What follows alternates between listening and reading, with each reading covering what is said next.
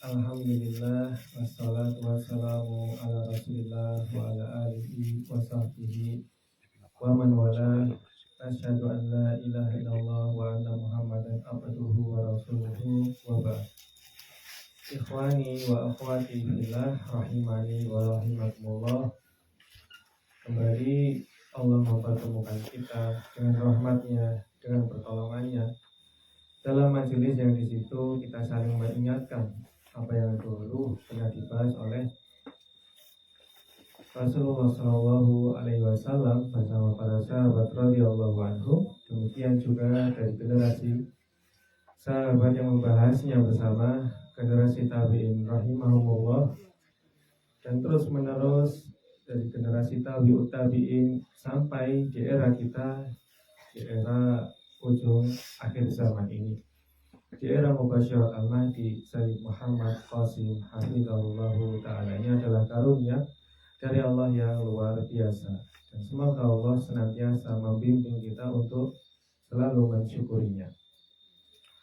Kembali kita lanjutkan kajian tafsir Al-Quranul Karim, dan lebih spesifiknya yakni melalui hadis-hadis yang mulia dari baginda Nabi Muhammad Sallallahu Alaihi Wasallam. Dan kita menggunakan kitab silsilah hadis sahih yang ditulis oleh Syekh Muhammad Nasiruddin Al-Albani rahimahullah, dan disusun ulang oleh salah satu muridnya yakni Syekh Masyhur Hasan Al-Salman berdasarkan bab fikih, berdasarkan urutan bab fikih. Dan kita masih ada di dalam bab Al-Jannatu wan Nar, bab surga dan neraka.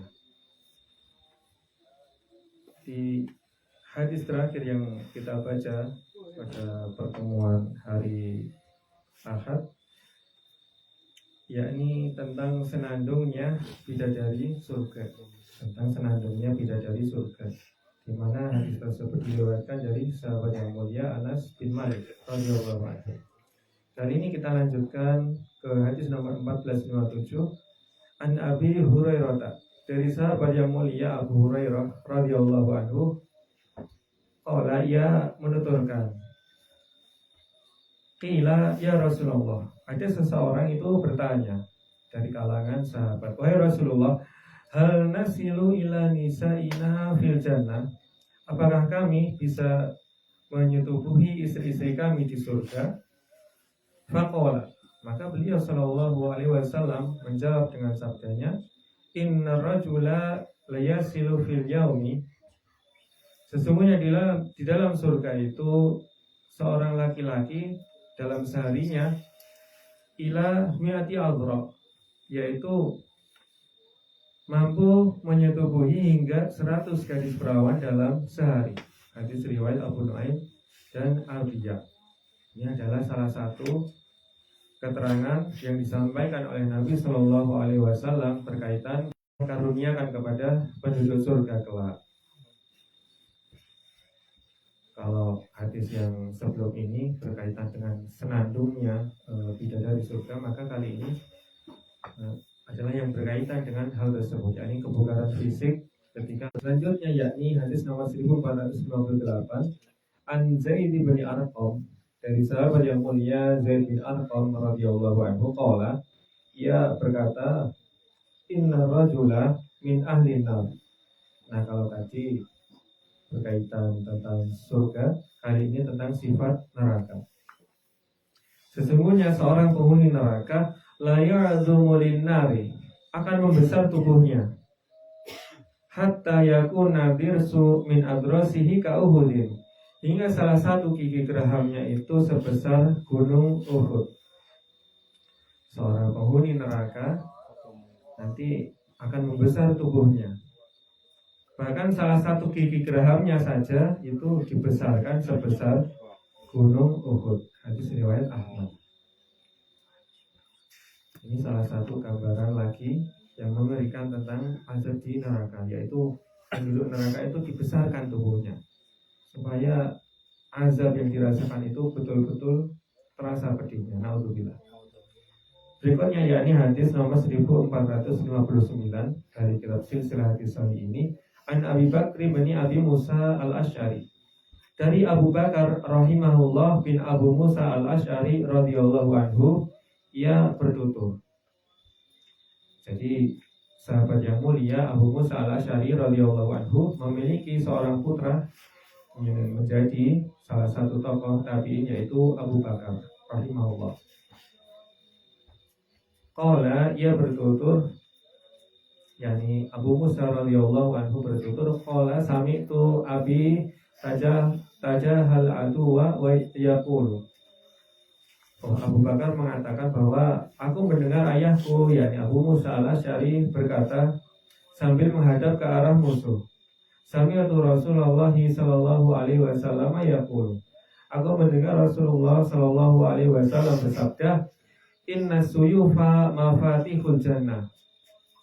Di medan perang itu ayahnya Abu Bakar, yaitu Abu Musa ini mengatakan bahwa dahulu Rasulullah Shallallahu Alaihi Wasallam itu pernah bersabda, sesungguhnya pedang-pedang, yakni yang digunakan untuk berjihad, adalah kunci-kunci surga. Kalau di hadis lain, kunci surga yakni kalimat la ilaha illallah. Maka pedang-pedang yang digunakan untuk berjihad fisabilillah ini adalah di antara konsekuensi dari kalimat tersebut. Ini sebagai bukti benarnya syahadat, persaksian dia akan la ilaha illallah. Faqala lahu rajulun, maka berkatalah kepada Abu Musa seorang laki-laki, Rasul hay'ah, yang mana keadaannya itu lusuh berdebu. Anta sami'ta hadza min Rasulillahi sallallahu alaihi wasallam. Apakah engkau mendengarnya dari Rasulullah sallallahu alaihi wasallam? Qala, na'am. Abu Musa menjawab, iya. Fasala saifah. Lantas laki-laki itu menghunus pedangnya. Wa kasara gimdah, dan mematahkan sarung pedangnya. Wal tafata ila ashabihi, dan menoleh ke arah sahabat-sahabatnya. Wa qala, seraya berseru, aqra'u alaikumussalam. Aku sampaikan salam kepada kalian. Tsumma taqaddama ilal adui, kemudian ia maju ke arah musuh. Faqatala hatta qutila, lalu ia bertarung hingga tewas terbunuh. Hadis riwayat Ibnu Abi Syaibah. Dalam hadis ini disampaikan oleh Abu Bakar bin Abu Musa bahwa Abu Musa menyampaikan radhiyallahu anhu terkait sabdanya Rasulullah Shallallahu alaihi wasallam yang memberikan semangat bagi para pejuang ketika berperang fisabilillah ketika masa berperang bersama Abu Musa al-Asy'ari radhiyallahu anhu. Hadis riwayat Ibnu Abi Syaibah tersebut sekaligus menjadi motivasi bagi kita sebagai generasi akhir zaman ini, yang mana semoga Allah memudahkan langkah kita menuju Ghazwatul Hind, juga peperangan dengan melawan Al-Masih Ad-Dajjal dan bala tentaranya. Semoga Allah senantiasa memberikan pertolongannya kepada kita. Amin. Berikutnya hadis nomor 1460 dari kitab Silsilah Hadis Shahih ini, an Utbah bin Ghazwan, dari sahabat yang mulia Utbah bin Ghazwan radhiyallahu anhu. Anin Nabi sallallahu alaihi wasallam, dari Nabi sallallahu alaihi wasallam. Qala, beliau bersabda, inna sakhratal azimata, sungguh sebuah batu raksasa, latulqa min syafiri jahannam, dilemparkan dari tepi jahannam. Sebuah batu raksasa dilemparkan dari tepi neraka jahannam. Fatahwi fiha sab'ina aman, lalu batu itu mengapung dan meluncur di neraka jahanam selama 70 tahun. Ila qarariha, yakni sebelum sampai ke dasarnya. Matuhdi ila qarariha, ini ada batu raksasa dilemparkan dari tepi neraka jahanam. Batu itu mengapung dan meluncur di neraka jahanam itu selama 70 tahun, itu belum sampai ke dasarnya. Hadis riwayat Tirmidzi. Ini adalah gambaran, salah satu detail dari yang disampaikan oleh Nabi Shallallahu Alaihi Wasallam berkaitan betapa luasnya, lebarnya neraka jahanam. Dan itu juga yang menjadi hal yang kita ingat ketika Allah berfirman la'amla'anna jahannam. yakni ketika Allah berfirman bahwasanya Allah akan mengisi dengan penuh neraka jahanam. Naudzubillah. Selanjutnya yakni hadis nomor 1461 An Abdurrahman bin Shibl, dari sahabat yang mulia Abdurrahman bin Shibl radhiyallahu anhu, anin Nabi sallallahu alaihi wasallam, dari Nabi sallallahu alaihi wasallam. Qala, beliau bersabda, innal fusaqa hum ahlun nar. Sesungguhnya orang-orang fasik itu adalah penghuni neraka. Sesungguhnya orang-orang fasik itu adalah penghuni neraka.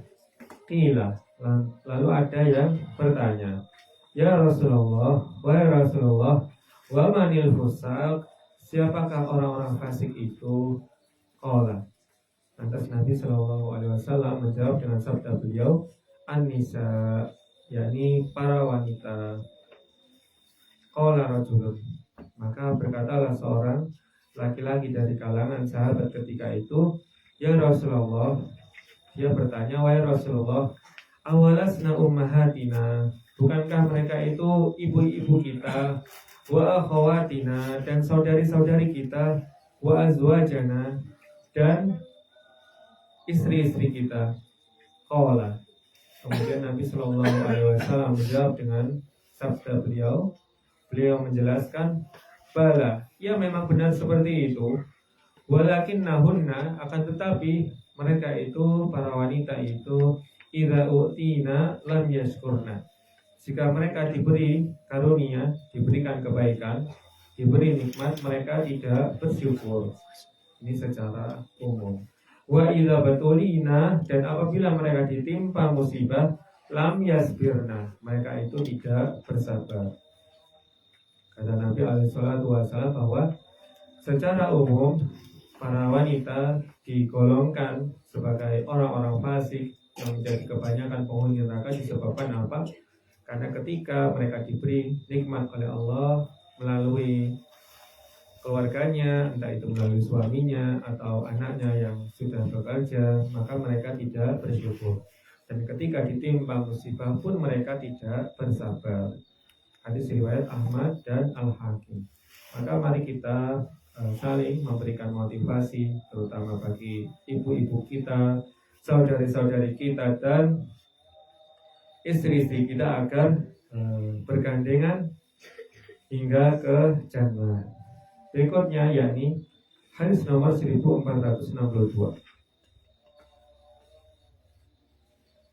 An Qais bin Ubad, dari sahabat yang dari salah seorang tokoh tabi'in, Qais bin Ubad rahimahullah, qala, dia berkata, qulna li Ammar, kami yaitu generasi tabi'in pernah berkata kepada Ammar radhiyallahu anhu, Ammar bin Yasir radhiyallahu anhu, ara'aita qitalakum, bagaimana pendapatmu wahai Ammar berkaitan peperangan yang terjadi di masa kalian, ya ini orang-orang yang dijanjikan syahid oleh Rasulullah Shallallahu Alaihi Wasallam. Ar-ra'yan ra'aitumuhu, apakah itu hanya satu pendapat yang kalian pandang, yakni apakah itu hanya sebatas pandangan daripada pendapatnya para sahabat radhiyallahu anhu terkait janji surga bagi para syuhada? Fa'inna ra'ya, karena sesungguhnya pendapat seseorang itu yukhti'u wa yusibu, bisa salah, bisa juga benar. Aw'ahdan, atau janji tersebut adalah suatu janji ahiddahu ilaikum Rasulullah sallallahu alaihi wasallam, yang telah dijanjikan oleh Rasulullah sallallahu alaihi wasallam kepada kalian. Yani janji syuhada itu apa betul itu dari Rasulullah Shallallahu Alaihi Wasallam atau itu hanya pendapat dari kalangan para sahabat? Faqala, maka Ammar radhiyallahu anhu menjelaskan dengan jawaban ini, yakni ma'ahida ilaina Rasulullah Shallallahu Alaihi Wasallam, tidaklah Rasulullah Shallallahu Alaihi Wasallam menjanjikan syai'an kepada kami sesuatu lam ya'hadhu linnasi kafatan, yang tidak beliau janjikan kepada manusia seluruhnya. Dengan kata lain, tidaklah Nabi Shallallahu Alaihi Wasallam menjanjikan suatu perkara, melainkan itu juga menjadi janji bagi semua orang sepeninggal para sahabat radhiyallahu anhum. Maka barang siapa yang berperang dan syahid di jalan Allah, yang gugur di jalan Allah ketika masa para sahabat radhiyallahu anhum, maka ini juga berlaku bagi orang-orang yang berperang fisabilillah sepeninggal generasi sahabat radhiyallahu anhum. Begitu. Kemudian Ammar melanjutkan perkataannya, wa qala inna Rasulullah sallallahu alaihi wasallam qala, sesungguhnya Rasulullah sallallahu alaihi wasallam bersabda, inna fi ummati, sesungguhnya ada di antara umatku isna asyara munafiqah, 12 orang munafik, la yadkhuluna jannata, mereka tidak akan masuk surga, mereka tidak masuk surga, wala yajiduna rihaha, dan mereka tidak mencium aroma surga, hatta yalijal jamalu fi samil khiyat, sampai unta itu bisa masuk ke lubang jarum. Artinya menunjukkan ketidakmungkinannya. Demikian. Samaniyatun minhum takfikahumut tubailah, cukuplah dari 8 orang di antara mereka ad-dubailah, untuk melindungimu. Sirajun minan nari, yakni pelita dari api, yadharu fi aktafihim hatta yanjuma min sudurihim, yang muncul di sela-sela punggung mereka hingga keluar dari dada mereka. Hadis riwayat Muslim, Ahmad dan Al-Baihaqi. Dan untuk penjelasan yang lebih detail mengenai hadis ini, insyaallah bisa didapat di dalam Syarah Sahih Muslim yang ditulis oleh Imam Nawawi rahimahullah. Selanjutnya ikhwatal iman, hadis nomor 1463. Ini berkaitan tentang sifat surga lagi. Qala Rasulullah sallallahu alaihi wasallam, Rasulullah sallallahu alaihi wasallam bersabda menjelaskan tentang sifat surga, inna fil jannati, sesungguhnya di surga itu syajaratan, ada satu pohon. Surga itu ada satu pohon, yasirur raqibu al-jawadan mudammarah as-sari'a mi'ata amin, yang apabila seseorang menunggangi kuda yang gagah, terlatih dan mampu berlari kencang untuk mengelilinginya, mi'ata amin ma yaktauha, 100 tahun itu belum juga dapat mengelilinginya. Ada satu pohon di surga itu, kata Nabi SAW, kalau dikelilingi dengan jarak 100 tahun, dalam jangka waktu 100 tahun, dengan kuda yang gagah, terlatih dan mampu berlari kencang, maka belum juga sampai dari ujung ke ujung, begitu. Belum juga mampu mengelilingi pohon yang besar di surga itu. Dalam jangka waktu 100 tahun ini menunjukkan betapa luasnya, betapa besarnya surga yang Allah ciptakan. Ja'a min hadisi Abi Sa'id wa Abi Hurairah wa Sahli bin Sa'ad wa Anas bin Malik. Hadis ini diriwayatkan dari Abu Sa'id, Abu Hurairah, Sahal bin Sa'ad dan Anas bin Malik radhiyallahu anhum. Hadis riwayat Al-Bukhari dan Muslim. Ini adalah hadis muttafaqun alaih, terdapat dalam kitab Sahih Bukhari dan Sahih Muslim. Berikutnya, yakni hadis nomor 1464, An Anasin, dari sahabat yang mulia Anas bin Malik radhiyallahu anhu, anna Rasulullah sallallahu alaihi wasallam qala, bahwa Rasulullah sallallahu alaihi wasallam suatu ketika bersabda, inna fil jannati lasuqan, sesungguhnya di dalam surga terdapat sebuah pasar, ya'tunaha kulla jumu'atin, yang mana penduduk surga itu mendatanginya setiap hari Jumat. Fihi kusbanul misk, yang di dalam pasar surga tersebut terdapat bukit kasturi, Fatahubu rihus syamal, Kemudian bertiuplah angin dari sebelah utara. Fatahsu fi wujuhihim wa thiyabihim al-misku. Kemudian semerbak kasturinya itu menerpa wajah mereka, para penduduk surga, dan pakaian mereka. Semerbak kasturi yang keluar aromanya itu dari salah satu bukit kasturi di surga. Keharumannya ini menerpa wajahnya para penduduk surga dan menerpa juga pakaian mereka. Fayazdaduna husnan wa jamalan, yang mana ini menyebabkan bertambahnya gagah dan rupawannya para penduduk surga. Fayarji'una ila ahlihim, kemudian setelah mereka pulang dari pasar ke keluarganya, dari istri-istri mereka, wa qadizdadu husnan wa jamalan, kemudian istri-istri mereka ini juga semakin bertambah cantik dan rupawan. Fayaqulu lahum ahluhum, maka berkatalah istri-istri mereka kepada mereka, wallahi, demi Allah, laqad istattum ba'dana husnan wa jamala, sungguh engkau bertambah tampan dan rupawan setelah engkau meninggalkan kami, yaitu ketika kamu ke pasar tadi kemudian kamu kembali ke sini, kamu ini bertambah tampan dan rupawan. Fayaquluna, kemudian yang barusan pulang dari pasar surga ini juga menjawab, wa antum wallahi laqad izdadtum ba'dana husnan wa jamalan, kalian juga demikian, kalian bertambah cantik dan rupawan setelah kami tinggalkan. Hadis riwayat Muslim, Ibnu Hibban, Ibnu Abi Syaibah, Ahmad, dan Abu Nuaim. Masya Allah, ini salah satu gambaran lagi dari Nabi Shallallahu Alaihi Wasallam berkaitan kenikmatan di surga. Betapa luar biasanya kenikmatan yang Allah anugerahkan bagi para ahli surga. Berikutnya yakni hadis nomor 1465. Nah, kalau yang barusan berkaitan tentang sifat surga, ini Nabi Shallallahu Alaihi Wasallam menyampaikan tentang salah satu sifat neraka lagi. An Abdullah bin Al-Harith bin Jas'in Az-Zubaydi.